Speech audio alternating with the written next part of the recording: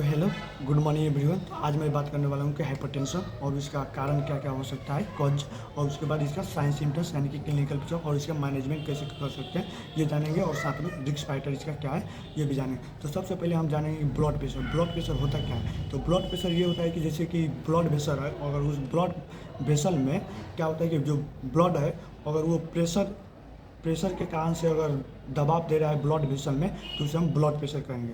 और उसके बाद हम जानेंगे कि हाइपरटेंशन क्या होता है। तो हाइपरटेंशन हम नॉर्मली ये जानेंगे कि जैसे में कोई पेशेंट आ रहा है और बोल रहा है कि चेस्ट पेन हो रहा है, सर दर्द कर रहा है, देखने में दिक्कत हो रही है, सांस लेने में दिक्कत हो रही है, तो सबसे पहले हम क्या करेंगे, उस पेशेंट का 2 दिन तक सिस्टोलिक और डायस्टोलिक ब्लड प्रेशर नापेंगे। अगर सिस्टोलिक ब्लड प्रेशर 140 से अगर ज़्यादा हो रहा है और डायस्टोलिक ब्लड प्रेशर 90 से ज़्यादा हो रहा है, तो अगर 4 दिन तक 4 टाइम का हम देखेंगे ब्लड प्रेशर। अगर ज़्यादा हो रहा है सिस्टोलिक और डायस्टोलिक, तो उसे हम हाइपरटेंशन कहेंगे। तो हाइपरटेंशन का कारण क्या क्या हो सकता है? तो सबसे पहले ये जानेंगे प्राइमरी कॉज हो सकता है, सेकेंडरी कॉज हो सकता है। तो प्राइमरी हाइपरटेंशन ये होता है कि वो आइडियोपैथिक हो सकता है, यानी कि जेनेटिक भी हो सकता है, नहीं तो अननोन कॉजेज भी हो सकता है 95%। और उसके बाद जानेंगे सेकेंडरी हाइपरटेंशन। सेकेंडरी हाइपरटेंशन 5% तक होता है। तो सेकेंडरी हाइपरटेंशन में जैसे 5% किस कारण से अगर ये सेकेंडरी हाइपरटेंशन हो रहा है और हाइपरटेंशन हो रहा है, तो सबसे पहले ये जानेंगे 5% जो कारण क्या क्या हो सकता है। तो सबसे पहले किडनी डिजीज हो सकता है, या थायराइड के कारण से हो सकता है, या हार्ट में कोई प्रॉब्लम कार्डियोवास्कुलर डिजीज है उसके कारण से भी हो सकता है। और दूसरी बात यह है कि कोई ड्रग्स यूज कर रहा है उसके भी कारण से हो सकता है, या नहीं तो वो पेशेंट जैसे कि अल्कोहल ज़्यादा यूज कर रहा है या अदर प्रोडक्ट्स यूज कर रहा है, तो उसके भी कारण से सेकेंडरी हाइपरटेंशन यानी कि हाइपरटेंशन हो सकता है।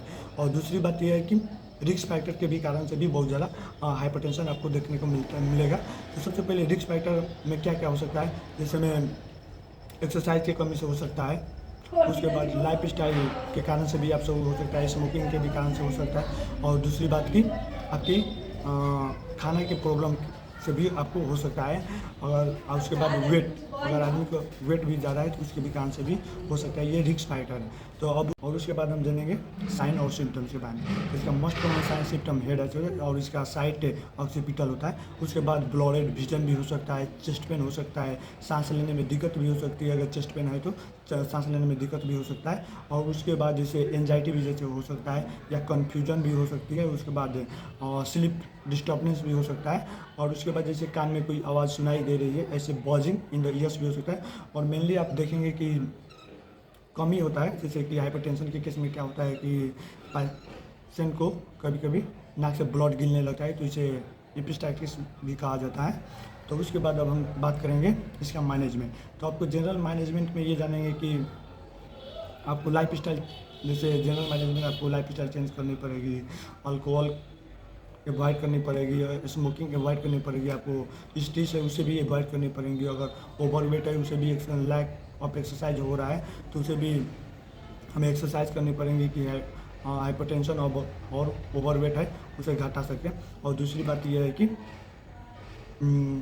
मेडिसिन यूज़ कर सकते हैं, जैसे स्पेसिफिक मैनेजमेंट आपको मेडिसिन यूज़ करनी पड़ेगी। जैसे में मेनली आपको टैबलेट में लोसाटन या एम्लोडिपनी आपको दिया जाता है, जैसे मेनली यूज़ करने के लिए हाइपरटेंशन जो पेशेंट है 140 सिस्टोलिक और डायस्टोलिक आपको 90 से ऊपर अगर दिखाई दे रही है, तो इसमें मेनली आपको